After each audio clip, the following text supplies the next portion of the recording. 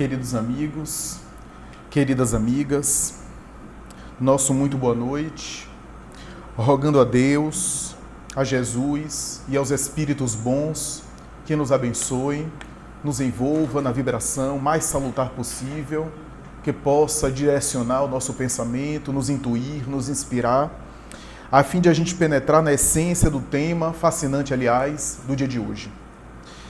Antes das nossas considerações, eu me lembro que no dia 31 de agosto de 2014, nesta casa, foi realizado um seminário sobre essa temática.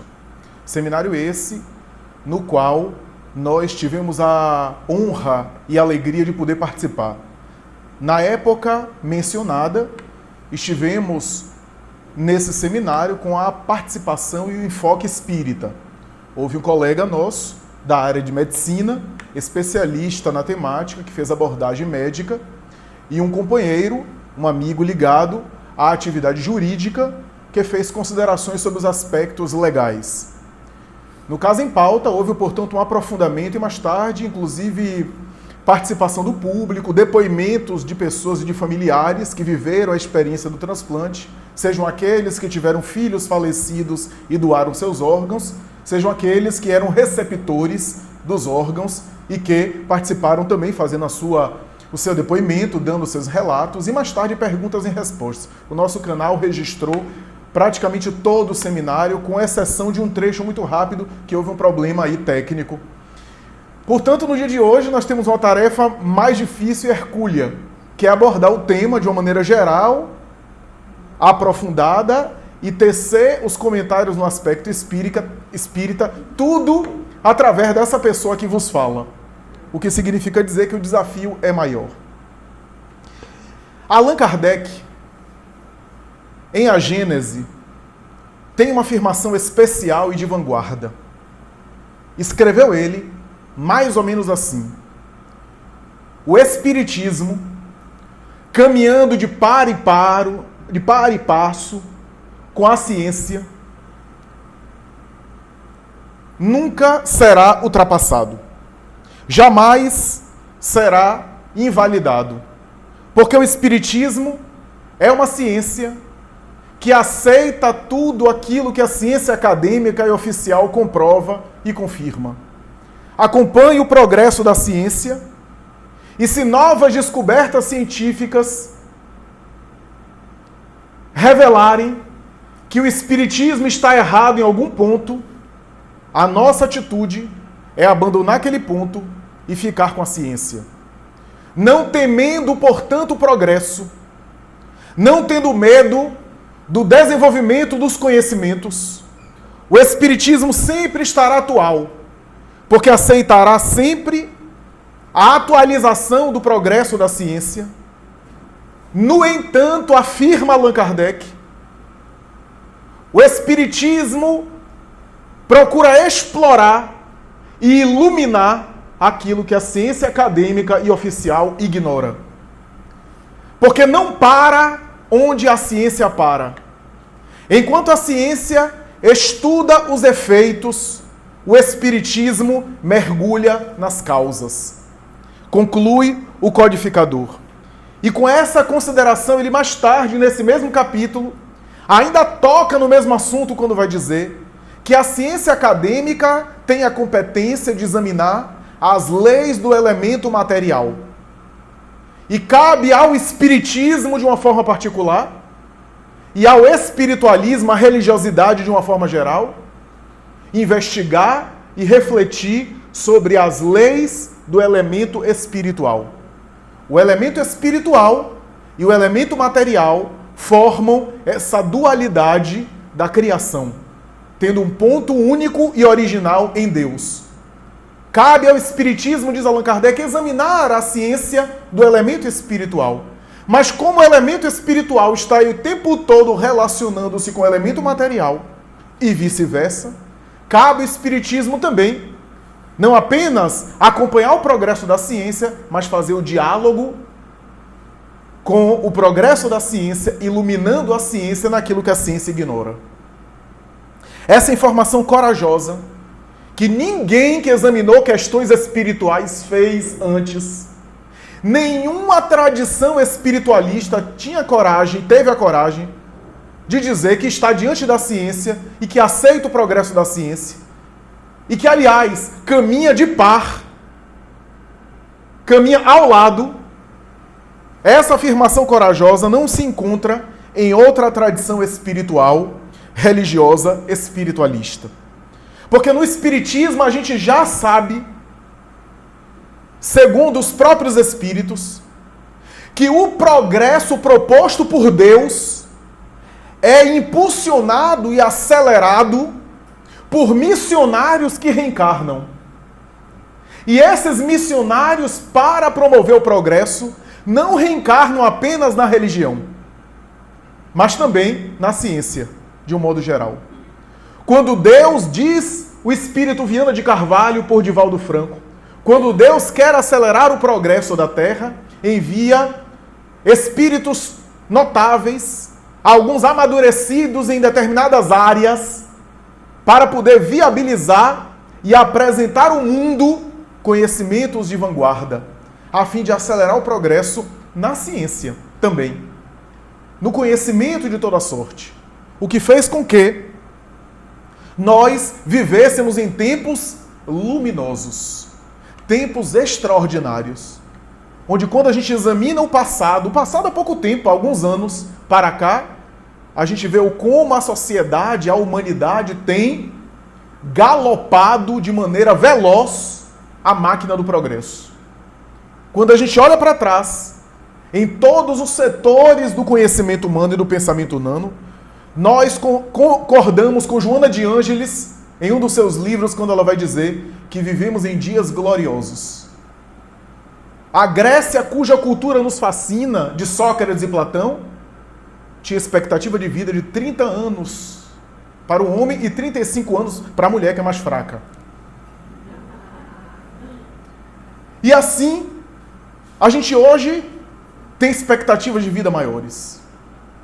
Vive mais e melhor, com melhor qualidade. Qualquer pessoa aqui tem uma qualidade melhor do que a qualidade de vida de, por exemplo, Luís XIV, rei da França, que era o máximo, o rei sol, poderoso do mundo na época. Porque Luís XIV não tinha uma aspirina para dor de cabeça. E mesmo que você esteja acessando o SUS, você está melhor do que ele. E assim por diante. Qualquer um de nós, quando faz um panorama do passado com o presente, vê que há alguns poucos anos, simples infecções geravam sofrimentos atrozes.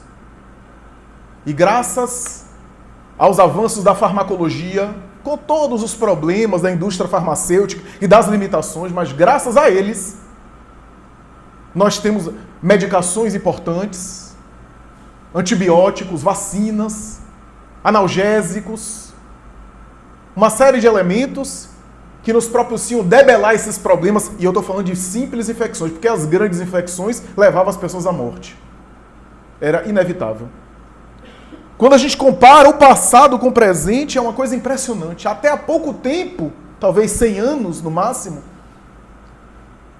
as cirurgias que se fizessem de caráter odontológico eram praticamente medievais. Para se arrancar um dente, a pessoa ingeria 1 litro de cachaça, de uísque, ou tomava uma paulada para desmaiar, e arrancava com brasa, com fogo, ou com material cortante.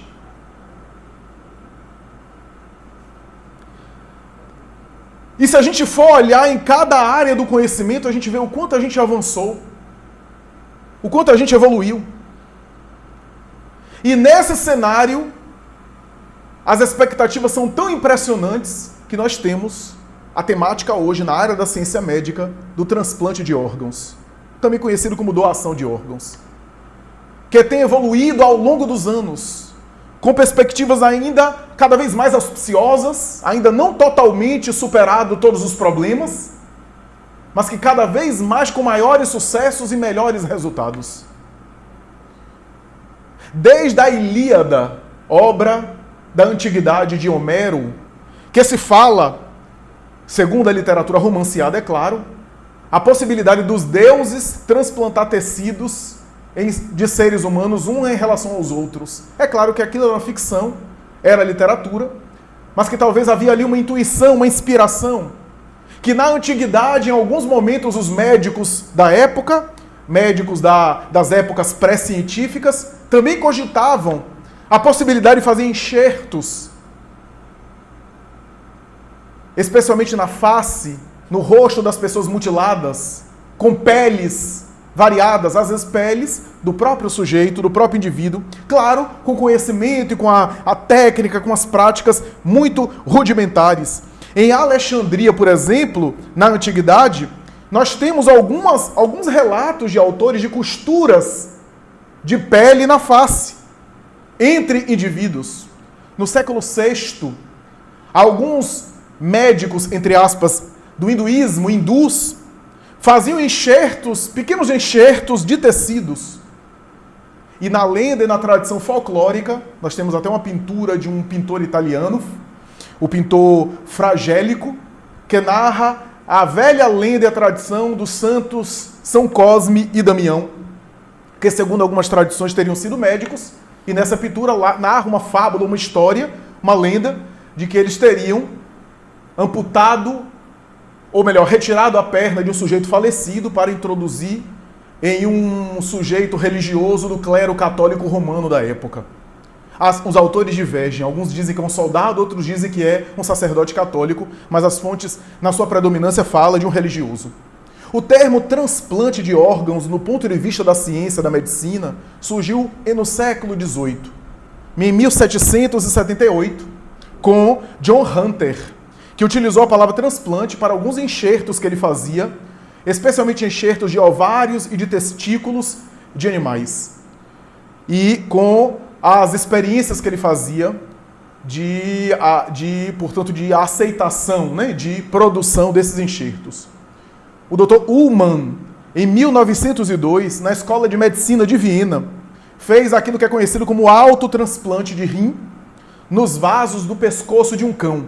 A experiência ainda se restringia do ponto de vista da ciência em animais. O tecido dos rins foi colocado na área do pescoço de um cão, com os resultados da época, resultados muito pífios, sem sucesso. Jabolet, não sei como é a expressão em francês, o médico francês, em 1906, fez um transplante de tecido de rins de um porco, de um suíno e de algumas cabras para os braços e coxas de seres humanos. E para observar, de alguma forma, o funcionamento ou a sobrevida daqueles tecidos. Unger, em Berlim, em 1909, fez um transplante de rim de macaco para uma criança que era vítima de uma insuficiência renal aguda. E, naturalmente, que as experiências eram de algumas horas, de poucas horas de sobrevida. Os fracassos e os sucessos, ou sucessos, a depender do ponto de vista de algumas horas, levaram alguns médicos ali no começo do século XX, 1910, 1915, 1905, esse período, a cogitar o que é que estava por detrás daquele processo, daqueles procedimentos, especialmente a tentativa de transplante de rins, que foram as primeiras tentativas, para se obter algum sucesso e que não se tinha. Os pacientes sobreviviam poucas horas, inclusive os animais. Como é que se podia encontrar uma causa daquilo, daqueles aparentes insucessos? Um médico chamado Gautier começa a cogitar cerca de uma possível resposta imunológica negativa para aqueles quadros. Aliás, por falar em Charles Gautier, ele com um dos grandes visionários da medicina da França, Alexis Carrel, fizeram uma série de experiências de transplante em animais, inclusive transplantes de coração, para saber se o resultado. Por exemplo, eles dois, essa dupla, ficou muito conhecida por um procedimento que fizeram de transplante de coração de um cachorro em outro, e o cachorro transplantado, que recebeu o coração, sobreviveu durante 1 hora. O que era algo já de algum progresso, um sensível progresso, sobreviver durante 1 hora. Um grande médico russo, Vladimir Deikov, por volta de 1930, 1950, começa a fazer uma série de experiências, algumas estranhas, muito estranhas, aliás, todas em animais. Possivelmente na época não havia, não havia a bioética com os animais como há hoje. Mas os estranhos experimentos dele também produziram conhecimentos na ciência médica na época. Transplante de coração dentro de animal, substituição de pulmão e coração no mesmo cachorro, implante de ombros, de pata e até de uma cabeça de um cachorro morto para outro cachorro, para saber o resultado. E outras coisas assim, para se saber como era o período de sobrevida ou o funcionamento daqueles órgãos enxertados. A verdade é que tudo isso, todas essas experiências, não são consideradas experiências do ponto de vista da tradição da medicina, eticamente seguras e com método de controle que tinha o consenso da ciência. Eram experiências isoladas de alguns estudiosos, tentativas, sem necessariamente o aval do consenso científico, né? E do ponto de vista de um consenso, em 1933, nós temos um primeiro transplante considerado seguro ou eticamente seguro, um transplante que foi feito por um cirurgião ucraniano, Yuri Sovonov, que trabalhava na União Soviética. Ele fez um transplante de rim, uma mulher de 26 anos aproximadamente, que havia tido uma insuficiência renal aguda por conta, se não me falha a memória, de ingestão de mercúrio e de outras substâncias. Me parece que houve uma tentativa de suicídio. E um senhor de por volta de 55, 56 anos havia morrido. Ele conseguiu transplantar o rim e o resultado foi excelente para o que conseguia na época. A mulher sobreviveu durante 48 horas. A especulação é que o rim que foi retirado e passou muito tempo até ser transplantado, e aquilo deve ter comprometido o órgão. Essa era a hipótese daqueles médicos. Na década de 50, a partir dessas experiências com rins, começou uma série de transplantes de rins, especialmente em Paris, na França. Uma série de médicos começaram a fazer transplante de rins com alguns poucos resultados. A maioria eram algumas horas que morria. Uma paciente sobreviveu durante 6 meses, o que foi anotado na literatura. Nesse período, um médico francês, que mais tarde ganharia o Prêmio Nobel de Medicina, Jean Doucet, vai descobrir os antígenos de histocompatibilidade. Portanto, abrir espaço para os estudos para a histocompatibilidade, que ensejaria mais tarde a produção dos medicamentos para tentar controlar o ataque imunológico aos órgãos transplantados. Os chamados imunossupressores, que deveriam ser fabricados mais ou menos ali a partir da década de 50, começaram a ser pensados a partir dessa ideia de Doucet. Em 1954, em Boston, uma equipe liderada por Joseph Murray realizou um transplante que foi considerado o primeiro transplante de sucesso contundente. Alguns consideram o primeiro transplante realmente da história, que ele fez em gêmeos idênticos, porque a partir de Doucet começou-se a tentar fazer apenas transplantes com gêmeos monozigóticos, cuja carga genética era a mesma, portanto a possibilidade ali de rejeição era menor por conta do genoma ser idêntico. Essa era a ideia. O gêmeo que recebeu o rim sobreviveu durante 11 dias, o que era algo de grande sucesso na época. Nesse momento, a gente tem uma série de estudos de imunologia. A imunologia começa aí a desenvolver-se. E aí surge uma das drogas mais conhecidas, um dos imunossupressores mais conhecidos, que é a azatioprina. A azatioprina começou a ser utilizada e a partir de 1963 fizeram-se um protocolo na medicina que era com essa substância combinada com esteroides, que tinha um resultado melhor na prática dos transplantes. Esse protocolo sobreviveu durante uns 20 anos. O mesmo protocolo, a azatioprina e alguns esteroides. Esse protocolo melhorou bastante os transplantes, especialmente os transplantes de rins. E com os anos, com o tempo, e aí eu me refiro praticamente aí à década de 60, ao início da década de 60 e 70 também, a melhora nos transplantes foram tão consideráveis, os estudos eram tão vastos e com tanta gente, com tantos autores dedicados, que começou-se a perceber alguns critérios que melhoraram os transplantes. Por exemplo, aprimoramento da técnica cirúrgica, Por exemplo, baixa dose de esteroides, inicialmente era uma alta dosagem, depois se percebeu que não havia necessidade de grande dosagem de esteroide, pouca dosagem de esteroide, o que era algo positivo, e se percebeu que uma transfusão de sangue pré-transplante ajudava muito a diminuir as chances da rejeição. Isso tudo, naturalmente, contribuiu para que em 1967 algo abalasse e chamasse a atenção da medicina, um transplante considerado impossível, que era um transplante cardíaco, realizado por Claude Bernard, ou melhor, por Christian Barnard, o notável médico que era envolvido em causas do apartheid sul-africano. Esse homem que fez o primeiro transplante cardíaco, utilizando os mesmos enxertos para conectar o órgão. A morte da paciente foi em poucos dias, mas aquilo abriu espaço para o segundo paciente, que viveu quase um ano com o coração transplantado, o segundo paciente de Barnard. Ele naturalmente ganhou uma fama, ganhou uma notoriedade no mundo. Algumas pessoas questionam o procedimento que ele fez, mas se começava a pensar inclusive em transplante do coração.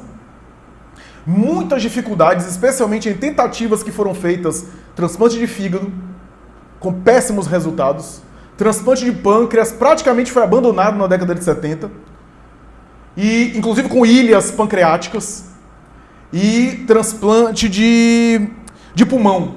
Foram feitas algumas tentativas com também péssimos resultados. A rejeição era em alta escala, havia problemas na conservação dos órgãos, que mais tarde seria melhorado. A seleção do doador adequado era um problema sério. Surgiu então uma droga melhor, ciclosporina, que começou a ser utilizada em grande escala, e o avanço nos transplantes melhorou um pouco, inclusive em relação a essas tentativas desses órgãos.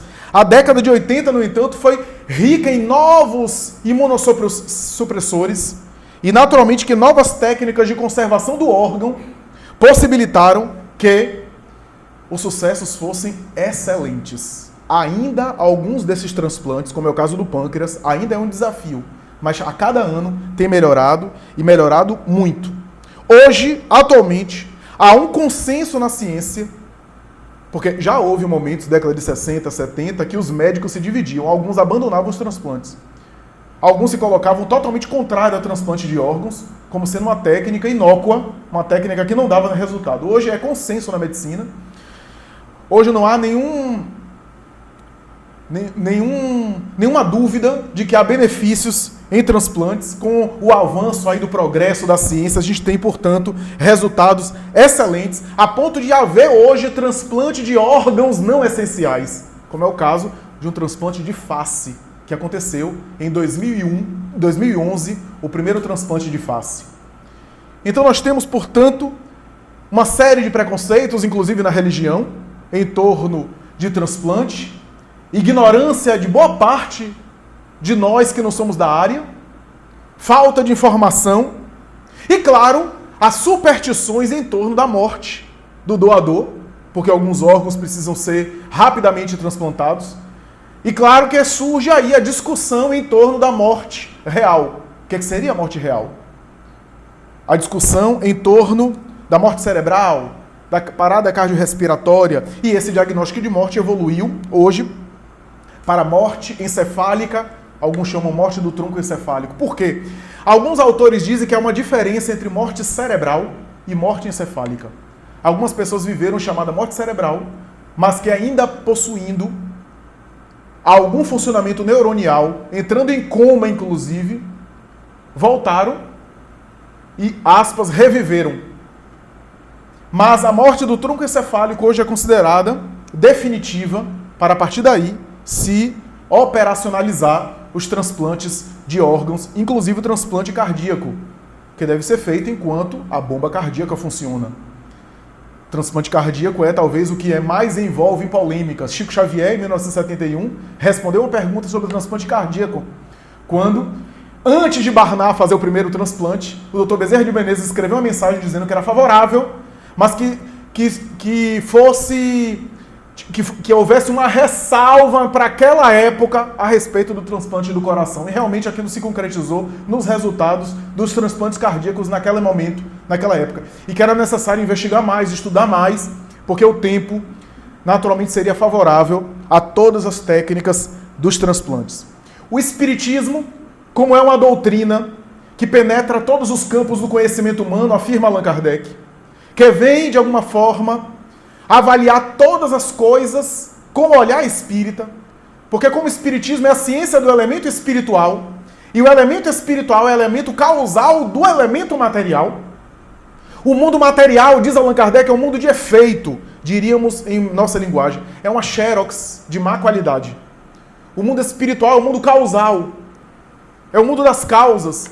Portanto, o espiritismo, como examina o elemento espiritual, também pode fazer abordagens sobre qualquer assunto terreno numa ótica espírita ou numa ótica espiritual.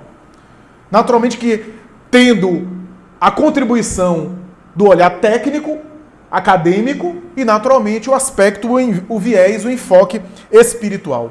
O assunto na época de Allan Kardec, por motivos óbvios, não foi abordado porque era inexistente. Não havia o tema transplante de órgãos no século XIX, na época de Allan Kardec. Ou se havia, como nós falamos aqui, é no sentido da tradição, né, da ideia, mas não como uma técnica científica reconhecida, amplamente aceita e divulgada. Não havia. Portanto, Allan Kardec não aborda a questão de maneira direta, de uma maneira explícita, de uma maneira clara. Por isso que a gente diz que a doutrina espírita evolui. Não evolui no sentido de mudar as bases. Nenhuma ciência evolui destruindo suas bases. Como nenhum edifício cresce a gente destruindo as primeiras bases. A doutrina espírita evolui porque novos conhecimentos humanos chegando, nós temos o enfoque espírita e o mundo espiritual também vindo contribuindo. Eu vejo espíritas, me permitam falar, dizer, não, transplante de órgãos não é um tema que o espiritismo deva lidar, não, porque na obra de Kardec não tem. Na obra de Kardec não tem muita coisa que não se tinha na época. E que se Allan Kardec hoje tivesse encarnado, ele teria abordado a questão. O espiritismo é uma doutrina racional, é lógica, coerente. E naturalmente que como é a doutrina dos espíritos, a gente tem a razão, a lógica, a dedução, dentro dos princípios fundamentais que a doutrina dá, e claro, o aval e a confirmação do mundo espiritual a respeito de determinados assuntos. Mas mesmo na obra de Allan Kardec, nós temos algumas afirmações que nos fazem pensar em favor do transplante de órgãos. Querem ver uma coisa? No item 156 do Livro dos Espíritos, Allan Kardec pergunta sobre a separação da alma com o corpo e faz uma alusão sobre a morte orgânica, a morte física, inclusive mencionando a decapitação, quando alguém é decapitado e ainda tem vida orgânica, mas já foi decapitado. Como é que é isso? E os espíritos, em determinado momento, respondem o seguinte: o corpo é uma máquina que o coração põe em movimento. Existe enquanto o coração faz circular o sangue nas veias. E, para isso, não precisa da alma. O coração bate, pode haver circulação e não havendo necessidade da alma ali. Uma vida vegetativa, uma vida automática, biológica, uma vida orgânica, o resíduo da vida orgânica, mas a alma já abandonou. Então, nós temos reflexões em cima da obra de Allan Kardec sobre isso, sobre o transplante. Porque a maioria dos órgãos precisa de circulação para ser transplantado. Boa parte dos órgãos. Os próprios espíritos, mais tarde, Joana de Ângeles, Caibar Schutel, Viana de Carvalho, abordando a questão, vai dizer que quando ocorre a morte encefálica, não há possibilidade do espírito retornar à matéria. Portanto, não há possibilidade de você cometer um homicídio de alguém que ainda não morreu, de um espírito que pode voltar naquele corpo. Ocorrendo a morte encefálica, não há retorno mais do espírito à matéria. Joana de Ângeles se expressa claramente assim no livro Dias Gloriosos, quando aborda o assunto. Portanto, havendo a morte encefálica e não necessariamente a morte cerebral, pode naturalmente produzir ali o transplante de órgãos tranquilamente, mesmo o transplante de coração e ele batendo. Não há possibilidade do retorno do espírito. E essa reflexão é importante, porque no Evangelho segundo o Espiritismo, Allan Kardec recebe dos espíritos a seguinte colocação: o corpo é uma espécie de veste que ele, o espírito, a deixa quando não mais precisa. Se eu desencarnei, eu não tenho possibilidade mais de me manter naquele corpo, porque eu estou me desligando. Por que eu vou precisar de córnea no além? E aí tem gente que acha que o espírito vai ficar cego no além. E se ele for queimado? Se ele for vítima de uma combustão, como é que vai? Vai chegar lá só o pó dele? Não, a gente não vai... É ainda a ideia antiga de ressuscitar no corpo. Essa ideia que está presente em algumas doutrinas religiosas. De que a gente morre, fica com o corpo e ressuscita no juízo final com o mesmo corpo. Aquele corpo que já foi decomposto, que o bode foi lá e comeu, né, porque fez adubo no capim, e o nosso corpo já está no estômago do bode, que mais tarde vai sair pelas vias convencionais. Mas no dia do juízo final, Deus vai pegar assim, a molécula daqui, que agora está aqui nos dejetos do bode, pertence ao corpo de fulano. E aqui, cicrano, e rearrumar tudo. Eu não sei como é que vai ser essa confusão. É essa a ideia que a gente tem. O corpo é uma veste que o espírito deixa quando não precisa mais. Não precisa mais. Joana de Anjos chega a dizer, o corpo é um empréstimo. Se é um empréstimo, nem é nosso. A gente fala nosso corpo, meu corpo, por força da expressão. Porque se falar, o nosso corpo, fica um negócio esquisito, né? Parecendo que você quer dar seu corpo pro outro. Tem coisa que a gente fala por força de expressão. Quer ver? É a mesma coisa, falar meu marido, minha mulher. A gente fala porque se a gente fala nosso marido, a gente vai dar ousadia pros ousados, pros abusados, que pode dizer aí, já tá socializando o marido. Nossa mulher, já tá popularizando. É tão caridoso que tá popularizando a mulher dele. Então a gente não fala isso para não gerar confusão. Mas a rigor, não é minha, não é meu marido, não é minha mulher, não é propriedade. As coisas do mundo material são empréstimos, inclusive o próprio mundo material. É um empréstimo de alta concessão para um propósito maior, espiritual, um propósito interior, que é o amadurecimento, o crescimento do espírito. E por isso o espiritismo estuda tanto o perispírito. Perispírito que não é original do espiritismo. O perispírito é uma expressão que está presente em várias culturas. O que o espiritismo fez foi explicar de maneira simples e clara, econômica. O perispírito aparece em mais de 300 denominações ao longo da história. O Ka dos egípcios, Manu Rupa dos hindus, o corpo espiritual, o corpo bioplásmico. O apóstolo Paulo falava, semeia-se em corpo animal e se colhe em corpo espiritual. Allan Kardec preferia essa expressão peri em torno de, perispírito em torno do espírito. O perispírito é o elemento intermediário entre a matéria e o ser espiritual. Essa é a ideia. E a importância do perispírito, Kardec chega a dizer no Livro dos Médiuns, no perispírito há a solução de inúmeros enigmas que hoje a gente tem e não sabe responder. Vale a pena, portanto, estudar o elemento perispiritual para a gente entender.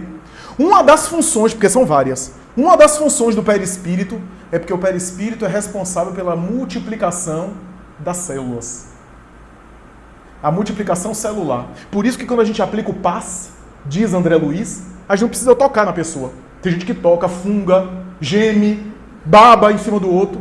Certa vez eu fui num centro espírita que a pessoa, para dar passe, só queria com aquele passista. Eu disse, por quê? Porque ele é forte. Quando eu fui ver a força do passista, ele resfoglegava, ele gemia, ele dançava Macarena, que era tudo, na verdade, era tudo uma representação exterior. O passe não tem nada de físico. Pegava a pessoa, sacudia a pessoa para dar passe.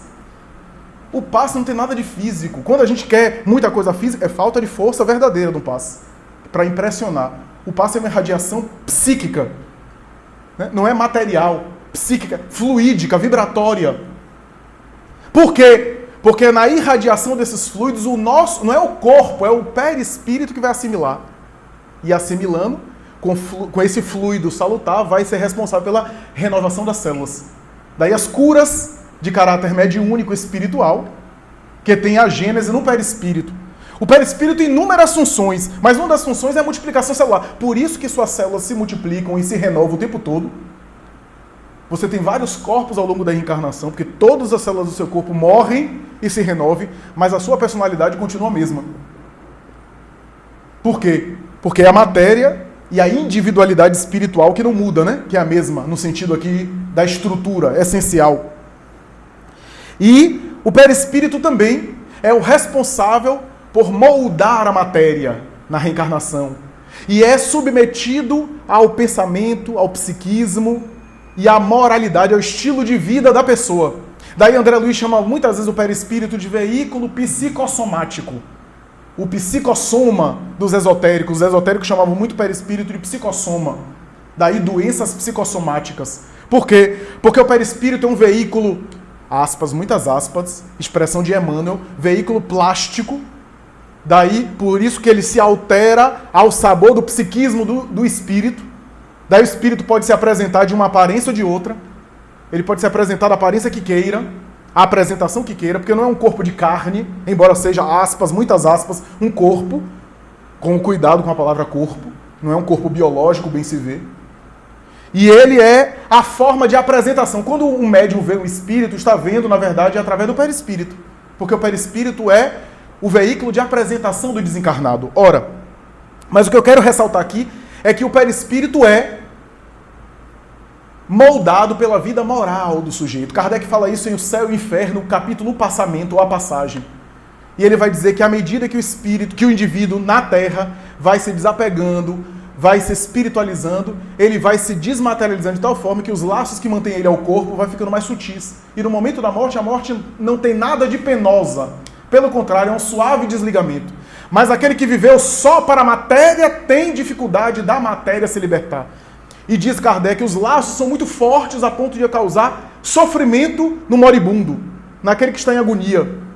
Kardec explica de maneira mais minuciosa. Mas o que eu quero dizer é o seguinte, que o perispírito é sujeito à nossa vida moral. Daí, aquilo que a gente muito cultiva nesse mundo físico prossegue através do perispírito. Virtudes, bondade, prossegue. Vícios também prossegue. Daí você vê espírito no mundo espiritual, não tendo mais corpo, mas com fome, com sede. Os vícios, se é sexólatra, incontrolado, nos desejos que não conseguiu controlar no mundo físico. Se é tabagista, se é alcoólatra, se é drogadito, se é toxicômano, com crises de abstinência, porque agora muito piores, porque muito mais sensível, sem o corpo, mas o vício na mente. E prossegue no perispírito causando dores. Kardec vai dizer isso. Daí Kardec, por exemplo, descreve a situação dos suicidas. Não apenas dos suicidas, mas especialmente dos suicidas, mas tem outros. Espíritos muito sensualistas que ficaram apegados à matéria, aí tem dificuldade de sair do corpo, ficam apegados ao caixão, ao túmulo. E aquele espetáculo difícil que nos constrange a todos quando Kardec fala de espíritos que narram a sensação da decomposição do cadáver, como se eles estivessem sendo decompostos. Ora bem, por conta da moralidade. Por conta da moralidade. Que gera isso. Daí a gente vê, por exemplo, por isso que a gente costuma dizer, não adianta o que a gente faça ao corpo. Cremação ou sepultamento. Se o espírito é apegado, ele pode sentir. Não por aquilo que faz ao corpo, mas por uma Kardec usa essa expressão, repercussão. Como se fosse uma repercussão psicológica. Então ele é enterrado, ele sente asfixia. Ou ele é cremado e ele sente a alta temperatura nos fornos crematórios. No caso de ele ser muito apegado à matéria, muito apegado à carne, muito apegado às sensações, aos vícios que ele não se libertou. Então, nós temos aí uma questão muito importante. Porque alguns espíritas costumam dizer, sou contra o transplante de órgãos, porque o espírito vai sentindo além a retirada do órgão. A gente vai ver, embora estamos já caminhando para o final da nossa palestra, a gente vai ver que não é bem assim. Não é bem assim. Mas André Luiz, na obra Evolução em Dois Mundos, vai dizer que todo tecido orgânico é comandado pela mente. E ele fala, todas as células de um corpo são consciências infinitesimais dirigidas pela consciência global, direcionadas por mecanismos que a ciência humana está longe ainda de imaginar. Cada estrutura microscópica é inundada pela mente. Daí André Luiz vai dizer que quando você retira esse tecido biológico desse ambiente, perde, portanto, a influência daquele psiquismo. E se você for introduzir em outro ambiente, ele vai ter que se adaptar ao outro psiquismo e, sobretudo, às vibrações do outro perispírito para se compatibilizar, a fim de não haver o fenômeno da rejeição dos órgãos. Fenômeno conhecido aí da ciência. Então, essa adaptação perispiritual. E aqui eu abro um parêntese. Na década de 80, um pesquisador chamado Paul Pierson, que era cardiologista e, inclusive, acompanhava transplante de coração, num congresso de medicina, ouviu o depoimento de uma colega sua médica que relatou um caso de transplantes que ela acompanhou. Uma menina recebeu o transplante de coração de uma outra menina. A outra menina havia sido assassinada. Só que a receptora, que recebeu o órgão, não sabia, não tem, porque o receptor não tem acesso ao histórico do doador. Recebeu, portanto, o coração dessa pessoa. Essa menina, por volta de 12, 13 anos, depois de um tempo, começou a sonhar com uma pessoa que a ameaçava e que mais tarde a assassinava no sonho. Ela acordava apavorada, sendo assassinada nos sonhos. E ela entrou numa crise nesse sentido, foi levada a um psiquiatra. A psiquiatra foi tratando com ansiolíticos para ela conseguir dormir, os sonhos continuavam. Ela descrevia de tal forma que a coisa ficou tão grave que a psiquiatra resolveu chamar a autoridade policial. Porque os dados que ela dava eram tão relevantes. A descrição do assassino que a assassinava no sonho. Moral da história, graças ao depoimento dessa menina, o assassino da outra menina foi localizado. Passou um tempo e depois aquilo se diluiu e ela não mais sonhava com isso. A partir daí, o Paul Pierson começou a examinar os pacientes que recebiam e como era o comportamento deles após a recepção dos órgãos. Ele lançou uma ciência chamada cardiogenética, a energia do coração, e ele percebeu algumas coisas interessantes. O indivíduo tinha uma predileção por música, sei lá, por música de concerto. E aí, de repente, alterava o gosto musical, começava a ficar roqueiro. Quando ia ver o doador, era um cantor de rock. Alterava o comportamento. E aí, quais eram as hipóteses a respeito disso? Ele elaborou a ideia da memória celular, a memória das células. E houve muita discussão a esse respeito. Vários casos foram examinados. Joana de Ângeles, sobre o assunto, vai dizer o seguinte: dias gloriosos, que o transplante, quando é vitorioso, quando não tem rejeição, é porque o encarnado, que estava na programação dele desencarnar daquele problema, recebeu uma moratória, um tempo mais de vida para ficar no corpo físico. Por mérito ou por necessidade de, recebendo aquela moratória, poder fazer o bem. Poder se recuperar estando encarnado e não sofrendo a desencarnação. Eu me lembro de Jesus. Jesus curou algumas pessoas e sempre dizia: vai e não voltes a pecar para que não te aconteça algo pior. Olha só. E alguns doentes Jesus não curou. Talvez porque soubesse que era melhor aquela enfermidade para aquelas pessoas. E para outras não. Vai e não voltes a pecar para que não aconteça algo pior. Joana vai dizer: o paciente que recebe o órgão e que não há rejeição, precisa também melhorar-se moralmente.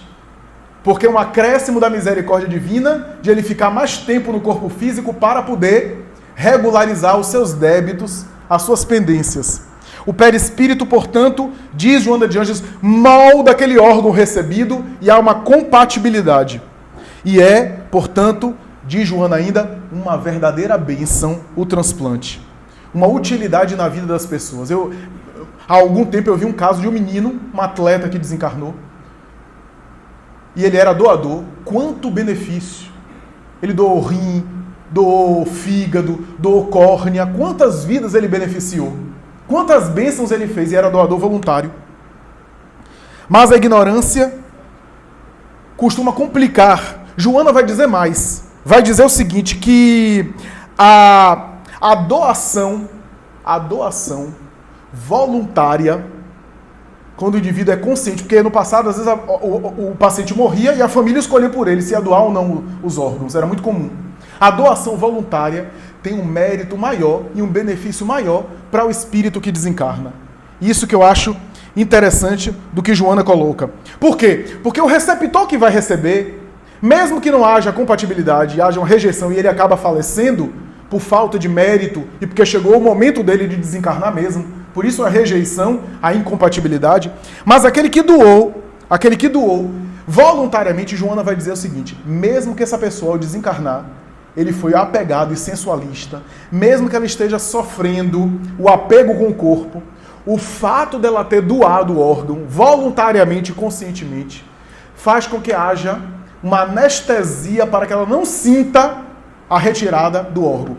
Ela vai sofrer os efeitos da vida moral que ela se permitiu, mas não necessariamente o efeito da retirada do órgão, porque o bem não pode fazer mal. Eu escolho fazer o bem e eu sofro por isso no além. Não tem lógica. E ela vai dizer, mesmo quando é uma pessoa que era apegada à matéria e que ia sofrer no além, ela não sofre pela retirada do órgão. E ela tem créditos ali. Olha que maravilha. Que maravilha, que é o mundo espiritual aí. Joana chega a dizer, há uma anestesia em relação ao transplante. Aquele que transplanta. E ela levanta uma hipótese que alguns espíritas levantam. E aí, será que o receptor, o doador, no mundo espiritual, sabendo que seus órgãos estão sendo usados, não vai ficar com raiva daquele que recebeu e vai ir atrás? Joana de Anjos diz que de jeito nenhum, a não ser pelo comércio e tráfico de órgãos, onde se captura, sequestra criança e retira órgãos de sujeitos. Esses sujeitos desencarnam por esses homicídios, podem, ao ficarem revoltados lá, não tendo maturidade, e aí obsidiar. Se o caso de um espírito ficar tão ignorante que ficar pegado àquele órgão, e ver, participar da cirurgia e ficar de alguma forma ali contrafeito, é um estado de ignorância temporária que os próprios benfeitores espirituais impedem que a obsessão se instale, a não ser que haja uma necessidade mais profunda e que o receptor entre na faixa da perturbação daquele que doou. Mas, via de regra, é uma bênção para aquele que doou, a ponto de ele ficar feliz, porque o espírito desencarnado vê as coisas de uma outra forma. Mesmo quando ele era pegado aqui no mundo físico, ele vê as coisas de outra forma. Conversando com o mundo espiritual, eu levantei uma hipótese pessoal a respeito desses casos de mudança de comportamento por transplante de órgão e por ausência de rejeição em alguns transplantes, que o mundo espiritual me parece que não chegou a confirmar, mas diz que é possível. O mundo espiritual às vezes é terrível, né? Ele deixa para que a gente também pense com a nossa cabeça. Mas a mim me parece muito plausível que em boa parte, não todos, não podemos generalizar, mas em boa parte dos casos de transplante, haja um vínculo entre doador e receptor de existências passadas. Daí a afinidade e a falta de rejeição, a ausência de rejeição. Por quê? Porque ligação perispiritual. Semelhança vibratória do perispírito, que faz com que o sucesso, o êxito ocorra no caso do transplante. Então isso é impressionante. Como é rica a doutrina espírita de conhecimentos. Como é rico o conteúdo espírita. E eu quero concluir o nosso comentário chamando a atenção para dois casos na literatura mediúnica, porque se é doutrina espírita, a gente tem que ouvir os espíritos falarem. Tem vários depoimentos, mas dois eu sempre cito e destaco esses dois, ambos da psicografia de Chico Xavier, para a gente ouvir, ou ver, ou ler o depoimento do próprio doador no além, desencarnado, falando da experiência. Um deles está no livro Saudade e Amor, que é a psicografia de um jovem chamado William César Ranieri. Esse jovem desencarnou em 12 de maio de 1981. Ele se suicidou, deu um tiro no peito, morreu por suicídio. E embora não fosse doador voluntário, a família escolheu doar os órgãos dele. Ele fala que no mundo espiritual, na consciência de culpa que ele ficou, e nas dores no tórax, porque a consciência de culpa faz com que o suicida fique no além, repetindo a sensação que levou ele à morte. Não é que ele está sofrendo o tiro de novo, mas a culpa faz ele ficar retornando e revivendo a cena. E ele é levado para dar uma mensagem, uma psicografia para a família. E ele diz na mensagem mais ou menos assim: eu tenho gratidão por vocês terem escolhido doar meus órgãos, porque as minhas córneas, que foram doadas para alguém, o pensamento de gratidão dessa pessoa para mim, me aliviou de tal forma que essa irradiação desse jovem, da mãe dele, porque a mãe dele também pegou meu nome e ora por mim, que construiu um tampão que estancou a hemorragia que eu sinto aqui. Eu fui beneficiado mesmo sem querer doar. A bênção dos meus órgãos e o pensamento de gratidão em relação a mim fez-me muito bem. E o outro caso está na obra Vozes de Outra Margem, que é uma psicografia de Roberto Igor Porto da Silva. Ele morreu também na década de 80, de acidente de moto, um acidente por negligência. Ele estava andando em alta velocidade e acabou desencarnando de uma maneira negligente. No caso dele, ele era doador voluntário, no caso dele, só que havia uma dúvida porque ele não deixou nada registrado. Na época. Havia uma dúvida, houve uma discussão na família, a mãe não sabia se doava porque não sabia se era a vontade dele. Ficou essa discussão. A irmã Magali insistiu muito. A mãe todo dia ia para o grupo espírita da prece para querer receber uma mensagem psicografada do filho, para saber qual era a vontade dele, o que é que realmente aconteceu naquele acidente. Até que um dia, ela recebe a mensagem do filho, uma mensagem comovente, que culminou no primeiro transplante de coração do Rio Grande do Sul. O primeiro transplante de coração no Rio Grande do Sul foi de Roberto Igor Porto da Silva, que foi o doador. Foi noticiado. O receptor não viveu muito tempo, viveu alguns dias, mas aquilo foi uma bênção para ele. Peço licença para concluir minha palestra lendo o relato dele. Por Chico Xavier. Querida mãezinha Izar, aqui eu estou a lhe pedir a sua bênção. Os ponteiros do relógio giram na esfera a que se aprisionam, contando as horas, mas o nosso amor está acima do tempo. Mamãe, pedi aos mentores amigos que me permitissem contar-lhe como foi minha queda com a fratura do crânio, a queda da moto. Minha moto me obedecia sem relutância na sede de velocidade a que eu me habituara. Sempre estimei passeios no campo ou a grande distância para sentir os dedos invisíveis do vento a me afagar o rosto. Aquelas excursões a sós, procurando o ar puro junto das árvores, eram para mim uma festa permanente. As estradas abertas pareciam me convidar à renovação de meus próprios pensamentos.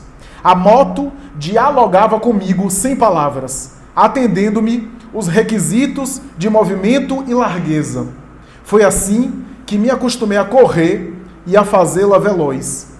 Não havia experimentado o perigo de colher alguém nas ruas ou nos caminhos, e eu estava a toda a velocidade possível quando me capacitei de que um homem estava na minha frente, sem meios de se afastar, parecendo-me doente e necessitado de proteção. Seguir adiante seria aniquilar-lhe o corpo, e eu não queria isso.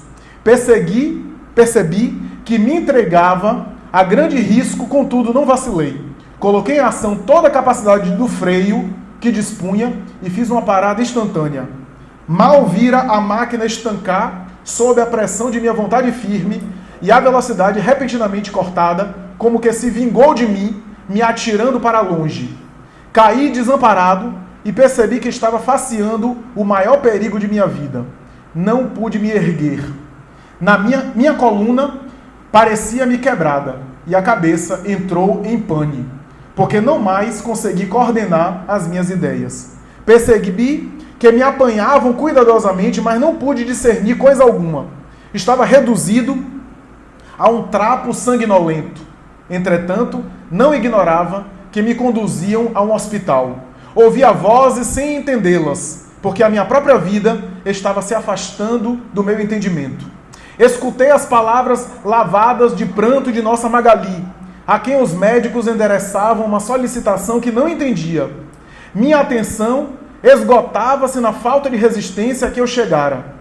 Pensava em si, mãezinha Izá, com ânsia de ouvi-la de perto. Nada conseguia falar e quanto mais se acentuava a dor que eu sentia no peito, vi o papai, ao meu lado, me convidando a segui-lo.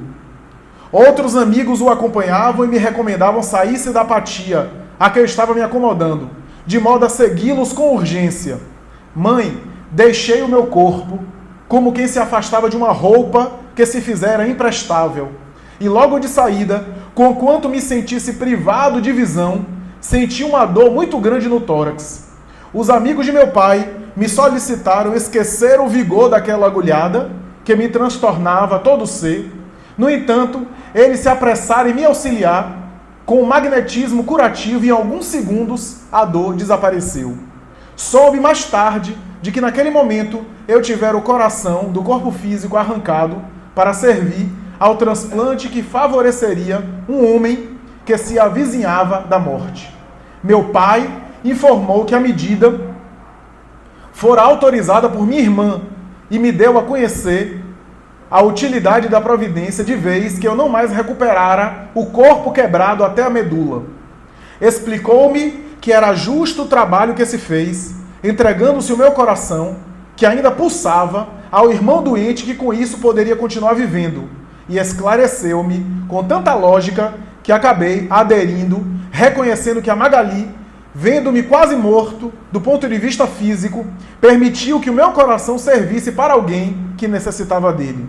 Logo que me confessei agradecido e satisfeito com a medida, notei que o coração, em meu corpo espiritual, pulsava forte e robusto.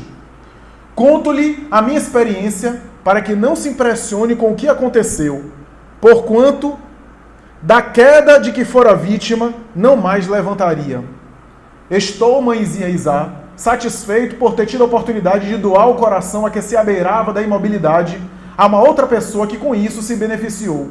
Segundo pode o seu generoso coração concluir, seu filho está feliz por ter encontrado o ensejo de cooperar em auxílio de alguém na hora da liberação que se achava prestes a se consumar.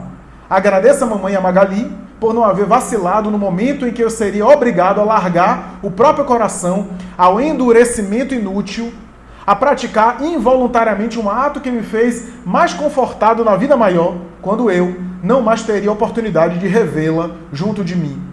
Estou reconhecido e pode crer que, se viesse a repetir-se a aprovação de que fui objeto, eu próprio teria pedido com acenos para que me retirassem do meu corpo todas as peças que se mostrassem suscetíveis de prestar auxílio a alguém. Sinto-me renovado e espero que o seu carinho esteja feliz com o gesto involuntário que me compeliu a aprender que toda a dádiva de nós mesmos obtém as melhores respostas da vida. Mais uma vez, peço-lhe agradecer a Magali o bom senso com que agiu em meu caso e, com as muitas saudades da sua presença em minha nova vida, beijo-lhe as mãos queridas, o filho reconhecido de sempre, sempre seu Roberto. Essa mensagem, psicografada por Chico Xavier, foi a mídia na época. O meritíssimo juiz da época considerou a mensagem e, graças também à psicografia de Chico Xavier, o primeiro transplante de coração foi feito. A narrativa do espírito falava após, e aquilo realmente chamou a atenção para a utilidade que é a bênção de a gente poder doar. Jesus doou-se por completo no momento final. Embora não fosse alguém que transplantasse órgãos, porque não havia naquele momento, no momento da cruz ele se deu por inteiro. E mais tarde retorna para demonstrar que a vida continua e que as peças orgânicas devem ser conservadas e utilizadas a benefício do espírito que somos. Mas da mesma forma que a roupa não vale mais do que o sujeito, o corpo não vale mais do que o espírito. O espírito é o motorista do corpo e o corpo é o instrumento do espírito. Portanto, doação de órgãos, transplante de órgãos, é uma verdadeira bênção, que gera luz naquele que oferece, que gera anestesia de qualquer dor eventual. No caso em pauta desse motoqueiro, ele tinha os seus compromissos, daí agulhada, porque ele estava preso à matéria por conta da negligência, do tipo de vida veloz, do tipo de vida irrefletida, mas ainda assim, aquilo foi alguns segundos e ele foi anestesiado, como diz Joana de Anges em Dias Gloriosos. Portanto, o bem é o bem em toda parte. E a caridade que a gente faz sempre vai fazer luz em nosso mundo íntimo. Por isso, meus amigos, em qualquer situação, façamos o bem. Porque não é a vida do corpo que a gente vai ter na vida espiritual. Vai ser a vida do espírito. Só para acabar, eu sei que já passamos do horário. Eu refleti isso na última palestra que eu fiz. A gente aqui no corpo físico, a gente tem um monte de distração. A gente vai para escola, para trabalho, a gente vai para festa, a gente se diverte, a gente assiste filme, a gente tem distração, entra em mercado, compra água mineral, eu compro manteiga, porque o menino acaba com manteiga em casa. Só que no mundo espiritual não vai ter água mineral nem manteiga para você comprar. No mundo espiritual não vai ter essas ocupações materiais. E se eu vivo a vida material me ocupando apenas... Porque as coisas materiais são distrações, que de um lado é positivo, para a gente não ficar angustiado, sem sentido para a vida. As coisas materiais dão um sentido. Mas se a gente ficar só nas coisas materiais como fuga de a gente conviver com a gente mesmo, porque a gente pode usar as ocupações materiais como uma espécie de fuga para a gente não conviver consigo. Para a gente não refletir, para a gente não ter vida interior. A gente só tem vida exterior. Está para lá, está para cá, está para lá, está conhecendo gente, está sempre cheio de gente, com pessoas. Mas não tem vida interior, não tem interiorização. Só que quando a gente desencarna, a gente se encontra com a própria consciência. A gente é obrigado a conviver consigo. Se a pessoa não gosta de conviver consigo agora, tem algum problema. É melhor começar a exercitar, a habituar a conviver consigo agora. Porque, você pode pedir para reencarnar longe de alguém. Aquele fulano, eu quero reencarnar longe dele. Eu vou agora tratar ele bem, porque na próxima eu quero distância. Mas você não vai poder no mundo espiritual dizer assim, eu quero reencarnar na próxima longe de mim mesmo. Não dá. Conviver consigo mesmo é obrigatório. Então é melhor a gente começar a viver também a vida do espírito aqui na matéria. E a vida do espírito é uma vida asceta, alienada. Mas ter vida interior também. Cultivar reflexão. Para que essa passagem seja uma passagem que a gente não fique apegado aos órgãos e às coisas de fora. Muito obrigado, muita paz.